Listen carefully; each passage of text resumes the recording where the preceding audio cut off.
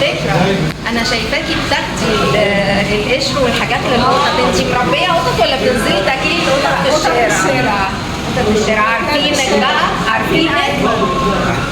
استاذ ايمن جوز حضرتك بس هو بياكلهم زبادي، بس انت بتاكليهم سمك. بياكلهم كل حاجه يعني. طب هما بيحبوكي اكتر ولا بيحبوا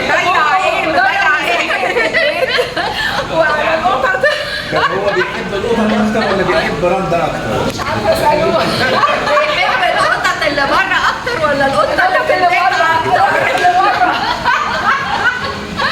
يا ريس بتحب القطط اللي بره اكتر ولا القطط اللي في البيت اكتر؟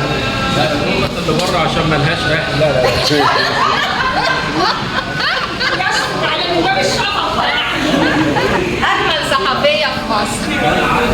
لو هتكتبي مانشيت عن اجمل اكله سمك هيكون عنوان المقال بتاعك او الحاجه اللي هتكتبيها ايه؟ القناه والصحبه الحلوه. الله، مش اسمه القناه؟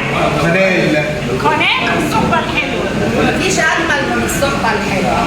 الاكله الحلوه بتعوض السمك كتير بس بصراحه مش للجمال ده.